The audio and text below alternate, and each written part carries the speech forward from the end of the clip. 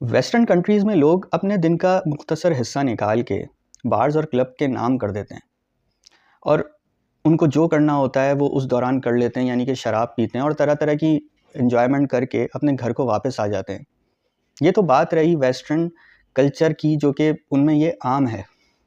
लेकिन जब बात आती है जापान की, तो जापान का एक बार है जिसका नाम है टेन शोको सोडन। टेन शोको सोडन कोई आम मामूली बार नहीं है। बार के नाम से आपको ये लग रहा होगा वहाँ पर भी शराब मिलती होगी, वहाँ पर भी इसी तरीके की एंजॉयमेंट्स होती होंगी जो वेस्टर्न कल्चर में आम तरीके से होती हैं, वो वहाँ पे नहीं होती। बार को जापान में मुख्तसर तौर पे कभी-कभी कहा जाता है कि वो कैजुअल डिस्कशन हाउसेस हैं। अब ये कैजुअल डिस्कशन हाउसेस क्या होते हैं?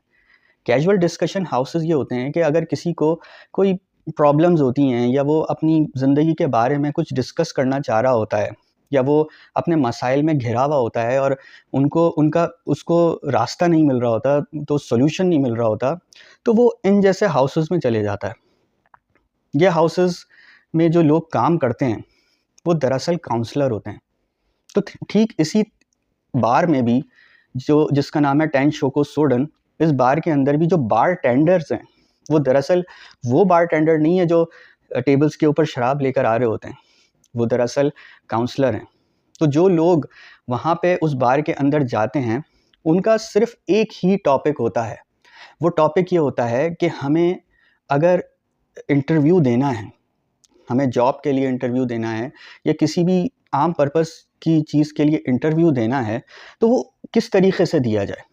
क्योंकि जापान में जॉब्स की जो गाइडलाइंस होती हैं वो बहुत स्ट्रिक्ट होती हैं। यानी कि अगर आप किसी जगह जॉब कर रहे हैं तो उसकी गाइडलाइन भी स्ट्रिक्ट होती है, उसको फॉलो करना वहाँ की गवर्नमेंट के हिसाब से होता है। तो इसी तरीके से अगर आपको ये समझना है तो आपको इन जैसे काउंसलिंग हाउसेस में जाना पड़ता है, जहाँ पे आपको ये चीज़ पता हो कि आपको आगे करना क्या है, आपकी डायरेक्शन क्या है। तो ठीक इसी तरीके से इस बार के अंदर भी होता है। यानी कि एग्जाम्पल के तौर पे ले लीजिए, अगर आपको सैलरी नेगोशिएशन के बारे में कुछ नहीं पता, वहाँ पे क्या रूल्स हैं, किस तरीके से सैलरी नेगोशिएशन करनी चाहिए, कंपनी आपको एक चीज़ ऑफ़र कर रही है, तो आप अपनी ऑफ़र को किस तरह उससे मीट करेंगे, या आपके ज़हन में क्या है, कंपनी की डिमांड क्या है, आपकी रिक्वायरमेंट क्या है। तो ये सारी चीज़ें वो आपको काउंसिल करते हैं। दूसरा ये कि वो आपको हर चीज़ के पीछे गाइड करेंगे। यानी कि आपको बोलना कैसे है, बात कैसे करनी है, आपको बैठना कैसे है, आपका जो सामने वाला इंटरव्यूअर है वो कितना बड़ा प्रोफेशनल है और आपको किस हिसाब से उससे डिस्कशन करनी चाहिए। और ये चीज़ जापान ने करके दिखाई कि उन्होंने अनएम्प्लॉयमेंट को जो है वो सर का दर्द नहीं बनाया।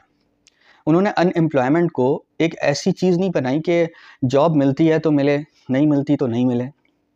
उन्होंने इस चीज़ को रिड्यूस करने के लिए ये तरीक़ा अपनाया कि आप अपने मुल्क में किस तरीके से प्रोफ़ेशनल बिहेवियर अपने अंदर लेकर आ सकते हैं। अपने अंदर लेकर आके फिर वो आप जब इंटरव्यू, आप ज़ाहिर-सी बात है किसी बड़े इंटरव्यूअर को देंगे या किसी और कंट्री में जाके भी अगर इंटरव्यू देंगे, तो ज़ाहिर-सी बात है आपकी एक काउंसलिंग हुई हुई है। आपने 2-3 घंटा बैठ के वहाँ पे जो बात करी है, वो अपनी ज़िंदगी से मुताल्लिक़ अपने आप को सही किया है, सही डायरेक्शन में डाला है। तभी आप ज़ाहिर-सी बात है इतने प्रोफ़ेशनल बन गए। और हम सबको पता है कि जापान एक वास्ट, मतलब प्रोफ़ेशनलिज़्म में बहुत आगे है, बहुत आगे, इकोनॉमिकली आगे है, प्रोफ़ेशनलिज़्म में आगे है और किस तरीके से लीड कर रहा है दुनिया को, ये तो हम सबको पता है।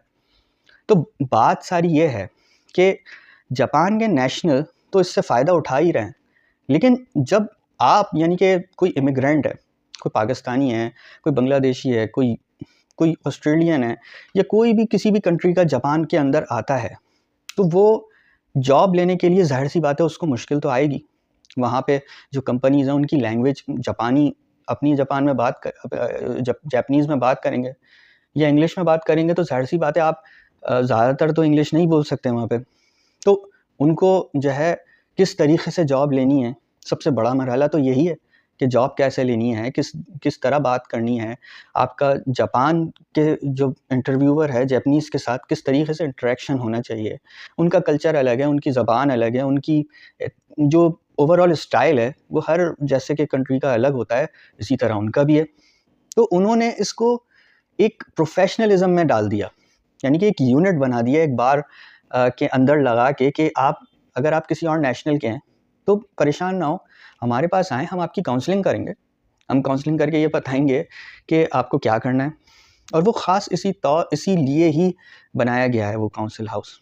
तो आप ये सोचें कि जापान किस सोच के ऊपर अपने आप पे काम कर रहा है, यानी कि जापान की क्या सोच है कि वो कहाँ किस नज़रिए के ऊपर आ गया है कि वो मतलब हर छोटी से छोटी चीज़ को देखता चला जा रहा है दुनिया के अंदर कि कहाँ हमको हेड करना है, कहाँ हम जो है वो पीछे हैं, कहाँ हमको आगे होना चाहिए।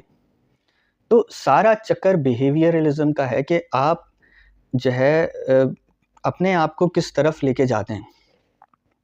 तो जो हमारी कंपनी, हमारी मुल्क के अंदर भी जो कितनी टैलेंटेड लोग हैं, कितने ऐसे लोग हैं जिनके पास हर तरीके की स्किल्स हैं, लेकिन वो इंटरव्यू देते हुए बहुत हिचकिचाहट का सामना करते हैं, हर्डल्स का सामना करते हैं। उनके आगे जो वो अपने आप को बता नहीं पाते कि वो क्या हैं अंदर से, जिसकी वजह से वो पीछे रह जाते हैं। अब उनके सामने 2 ऑप्शन होते हैं, या तो वो अपना कोई कारोबार कर लें या फिर वो अपनी फ़ील्ड चेंज कर लें। तो फ़ील्ड चेंज करना इतना आसान तो नहीं है। हाँ, अगर कुछ अच्छे पैसे मिल रहे हैं तो दूसरा शख्स सोचता है कि वो पैसे मिल रहे हैं तो वो उसके चक्कर में वो फ़ील्ड चेंज कर ले, लेकिन फिर भी जिस स्किल से हमारी जो माशरे में फ़ायदा पहुँचने वाली बात है वो तो नहीं पहुँच रहा, उसको ठीक तरीके से वो नहीं पहुँचाया जा रहा। तो हम किस तरीके से इस चीज़ को ओवरकम कर सकते हैं, ये हमें जापान से सीखना होगा, ये हमें दूसरी कंट्रीज़ से सीखना होगा जो कि आज बहुत बड़ी मार्केट बन चुकी हैं इस नज़रिए को लेकर, और ये इशू को बहुत सीरियस लेती हैं वो। मसला ये है कि ये हमारी कंट्री इतना सीरियस नहीं ले रही, लेकिन दूसरी कंट्रीज़ इस मसले को, अनएम्प्लॉयमेंट को, प्रोफेशनलिज्म को, अपने आप में चेंजेस को सीरियस लेती हैं।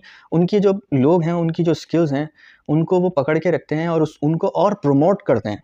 यानी कि एक स्किल का जो बंदा है वो उसी स्किल में रहेगा और उसको ही एनहांस करेगा, उसी को ही पॉलिश करेगा और उसी से रिलेटेड वही जॉब करेगा और उसी से रिलेटेड फिर बिजनेस भी कर सकता है।